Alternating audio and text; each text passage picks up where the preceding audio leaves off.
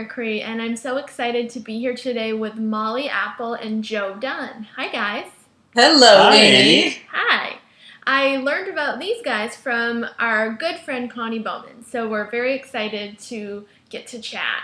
And Molly and Joe are authors, relationship coaches, and husband and wife. They wrote the best-selling book, The Soulmate Experience, a practical guide to creating extraordinary relationships. And then they also have a great follow-up sequel called The Soulmate Lover, a guide to passionate and lasting love, sex, and intimacy, which won the 2015 National Indie Excellence Award. So congratulations, guys. Thank you. Thanks very much. That's awesome. So could you tell me a little bit about what started your journey as co-authors? I had been in publishing for, 25 years, I think. And I honestly think in books. Yeah. And we started having this relationship about 13 years ago. Yeah. Honestly, it has continued to be even to this day. But at that point, it was about 4 years. We were having such an amazing experience together that at some point it was like, we could just keep doing this. Or we could write about it and share it with people, and we thought that would be the better thing to do. Yeah. And we also discovered that through that process, writing together about what makes a relationship great made it even better. That's like the one secret that we learned throughout this whole process was just keep exploring what it takes to make relationships better, to have a better relationship. Mm-hmm. Right. And never stop growing as a couple, I think, too. I'm fortunate like you guys to be married to my soulmate and have had, this amazing experience getting together and this amazing life together, but we have to both keep growing. Yes, and you had said it as a couple, but just like you mentioned now, also individually. Personally. Yeah. Mm-hmm. And actually, that's something we recommend people who are single, who are looking for somebody, is look for somebody who's continually trying to improve themselves in some way, because they're going to be open to not working really, we really would rather call it playing, creating a better relationship ongoing makes it great. So, Definitely, I agree. So if you guys had, let's say, 3 tips for couples to make your relationship really rich and satisfying and mutually beneficial, what would they be? So, what do you want to say? No, go ahead. Well, I always have one that I go to. Okay, let's get it. If it were, for me, if it were just one, if I had one to pick, it would be trying to minimize the expectations that you have. Both for yourself, but especially for your partner, right? Because nobody likes to operate under somebody else's expectation. It just feels heavy, and it just weights things down. It makes it hard to get things done that way. Yeah. So that would be my one tip: is keep the expectations at a bare minimum. Because expectations don't help things get better. People often think that it's the expectations that are holding things together, but they really don't. And the opposite of expectation is really acceptance. So moving into a place of more acceptance of this person and who they are and where they are in their life gives them more space to become a better themselves. And interestingly enough, the more that you accept someone in your life, the less expectations you're going to have. It just sort of works that way. So I'm going to go number 2, just off of that, is something that we call sexpectations. Uh-huh. and it's a little bit different concept, but if we can see where we have, let's say, expectations about that sex will be this way, or that this will happen, or that it'll be better than last time, or anything like that. Yeah. It's an area of expectations where if we can peel that stuff back, we make a lot of space for more creativity and newness in our sexual connection. Yeah. That's great. Yeah. That's a great point, and those go together very nicely.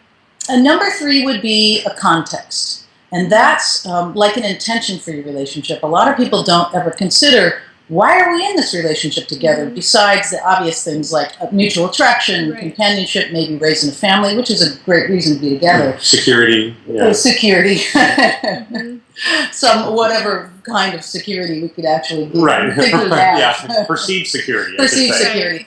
But the idea of a context is coming together and talking about, is there is there a purpose for our relationship together? Can we state what that is? And it's a cool idea that most of the really connected couples already have that. I like so, that.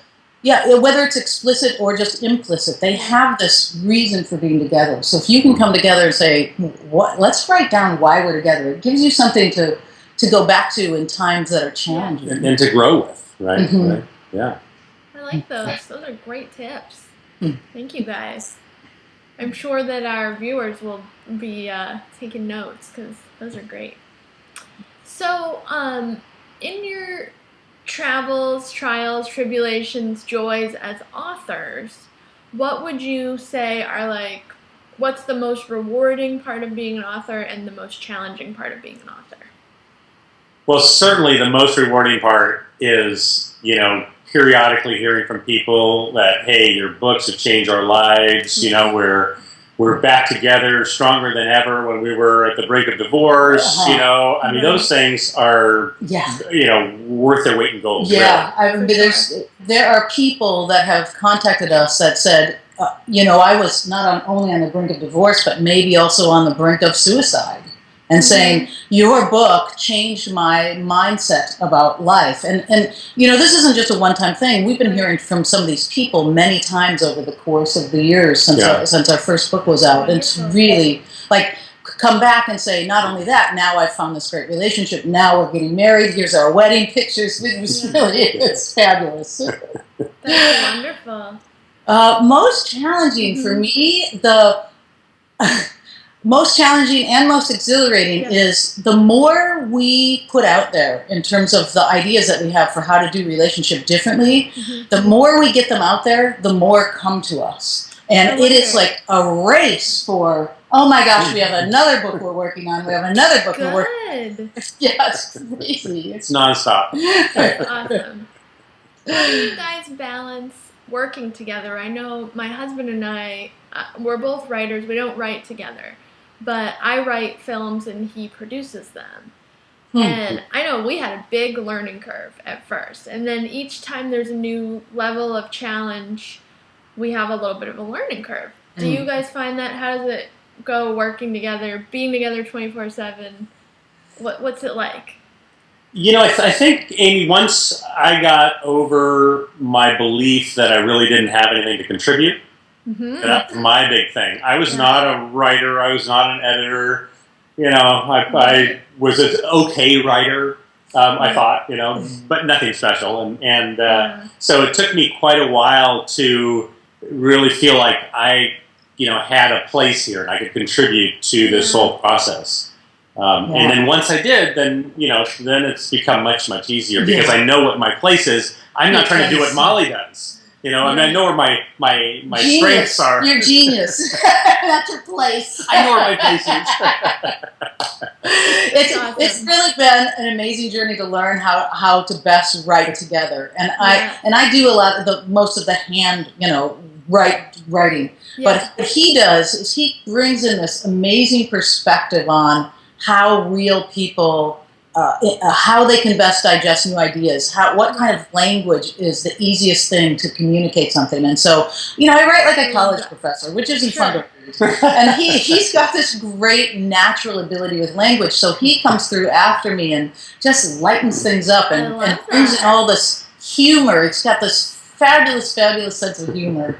I was saying yesterday, this was kind of funny, that I was hearing his voice in my head, and I think a lot of people would go, oh, they don't want to hear their partner's voice in their head, particularly when we live and work together and we're hardly ever apart. But he has this genius way of looking at life, and to hear it in my head when he's not around is fabulous. His perspective even when he's not in the room. That's wonderful. And I know for us, it's very joyful and awesome that we get to be together so much. We get to work together.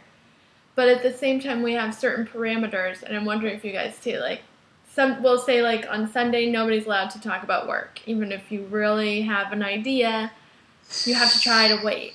Do you guys have those kinds of little guidelines? We tried that one time, Amy. It doesn't work though, right? We went out. I think we just went out to dinner or something, and we said, "Okay, we're not going to talk about work. Yeah. We're not relationships. Yeah, we're not going to talk about relationships. Right. That's off limits for this evening." And it was probably like a half an hour. I said, "Okay, all right." And I went out to the car and got the manuscript and came back in and said, "We can't do this way. We just have to acknowledge that we just have to work together, be together. We just can't call it quits." Because honestly, the things that we talk about are so compelling and fun. Like right now, our last book on sexuality, we were talking about jealousy or how to work through infidelity or how to make your sex life more exciting. I mean, those are fun things to talk about. Much more fun than what's going on in the world with, there's some terrible things going on in the world. Let's talk about sex. Yeah. I agree. Well, we find the same thing. We were out to dinner the other night, and we were talking about this show and why it's doing well and this comedy writer and this and that, and we're like, oh no, we're talking about work. It's interesting. Let's just do it. If you're working and it's your passion, then why not? Yeah. Right? Yeah. I have a funny story. My best friend visits us at least once a year, sometimes twice a year. And so when we sit and watch TV, the three of us, sometimes her kids or her husband comes, sometimes she comes by herself. When it's just me, her, and my husband, we're watching TV, she sits there and she's just like rolling her eyes because we're going back and forth. I love the way the camera panned. Oh, that lighting was the best. Oh, I don't think that they had enough shots when they cut that together. We're talking about it. Oh, we love the way they laid out the story. We're talking about filmmaking, television making. And she's like, you guys just can't watch TV and just be quiet, can you? And we're just like, no, we can't. We just are like, we have a passion for it. So yes, I could see the same thing if we were watching Sex and the City, talking about the dialogue. They could have gone further with that topic. Why didn't they mention this? Yeah. And I think it's really special to get to share, like you said, your passion with your spouse in all those ways. So that's really wonderful. So I'd like to ask you guys, I'm always into like the warm and fuzzy questions. And so you could maybe both answer this one individually. What in life or the world brings you the greatest joy? Oh, hanging out with her. Yeah, I thought you might say that. Oh, there's no doubt. I mean, I think my kids bring me tremendous joy, right? And I don't see them all the time. Mm-hmm. When I do see them, it's wonderful. They bring me great joy. But this is my constant source of joy right here. Mm-hmm. Yeah. I don't have another answer. You can't have my answer. I'll tell you, honestly, what it is sitting between this man and our 17-year-old daughter and hanging out with the two of them that's really special. That's awesome. Family, yeah, for sure. So since you guys are obviously really well steeped in all the joy of being together, I'm sure people would love to know if you had like a couple top tips to either avoid a fight or resolve conflict and create harmony in relationships. Wow, we were just talking a little bit about that yesterday. We were. Here's what we were talking about yesterday. It's very, very common, and we're taught to do this, is to, when we're feeling anxious, is to try to get our partner to feel anxious or too. upset. Or upset. Yeah. That's true. So people try to infect other people with their upset or their anxiety because they think that it's going to feel camaraderie. Yeah. But what it really does is increase the amount of anxiety and upset in the relationship. Yeah. And it just brings both people down. Yeah. And it makes it so that one of you isn't up so that they can lend the other one a hand. That's a really good point. So our tip is to learn how to not get infected by your partner's anxiety, to stay grounded, to be able to be empathetic, to listen, to offer suggestions if your partner wants that, but to not... To continuously remind yourself, this is not about me right now, right? This is about him or her, and I'm here for them, but that's it. I don't want to get pulled into it because it's, it's like a magnet. It is. Right? No, it's you want to that negative energy wants to pull yours in with it, and then all of a sudden, all this other it pulls in all other stuff that's been out there, maybe lying dormant for a while, and it's then and it just goes. So to learn how to not get infected by your partner's anxiety, and on the other side of it is to watch your own behavior. Like, wow, I'm feeling upset about this. Am I trying to get that person riled up too? Yeah. And to learn how to not do that, you can really get more help from them if you don't want to drag them down. So I agree. It happens subtly because we're upset and we're just looking for agreement, right? Mm-hmm. Well, that agreement, all of a sudden you give that agreement and it's like, okay, I got you. Now we're both going down together. Yeah, that is what it's like. That's very true. I think that's why it's such a good idea, if we have the self-control in those moments, to even just take a pause, which can be hard. When you're the one who's riled up, it's hard to be able to step back and say, okay, I gotta pause on this. But it's great, like you're saying, for the partner to say, I don't want to get pulled into this. Yes, so really great to have these conversations when you're feeling connected. Yeah. About, when this happens, I might say something like, I can feel myself feeling down, or I just need to take like a 2-minute break to go outside and get some fresh air and reground myself, because I'll be better for both of us if I can do that. And I think if the one who is feeling the upset gets it in their head that their partner's going to be able to help them more if they're not down at the same level with them, right? So another reason to try to not pull them down there. Maybe ask for help, or just ask for an ear. But try hard not to bring your partner with you, because then you're both stuck. Yeah, I think this is attached to a bigger piece of a really number one relationship tip, is to be responsible for yourself in relationship. And not go into a new relationship looking for somebody to give you constant validation. Yeah. So the more we can cultivate self-love, self-acceptance, the better partner we're going to be, because we're not going to be needy. And then we can accept everything they offer us as a gift that even takes us up higher. Right. Agreed. And self-love is the key to everything anyways. Yes. Yeah. And that's really why it's the key to a good relationship. Absolutely. So, where can our viewers find you guys? On social media? Where's your website? Where can they find your books? I'm sure everybody's interested with all these great answers. Well, we have a very popular Facebook community, the Soulmate Experience, with now about 60 or 70,000. Same on Twitter, the Soulmate Experience. Awesome. Our website is the Soulmate Experience. You can download free chapters from all of our books there. Great. And come say hello. Yeah, and if you want to buy the book, you can find it on Amazon or any place books are sold. If they don't have it, they'll print for you. Great. Thank you so much, you guys, for sharing all your wisdom. I wish we could talk longer, because I'm sure you would just keep giving us all these awesome tips. It was great to meet you. Well, we'll just have to do it again sometime. Yeah, we will. Exactly. And thank you all for watching. Thanks for having us. You're so welcome. And thank you all for watching. Remember to live joy, be kind, and love unconditionally, today and every day.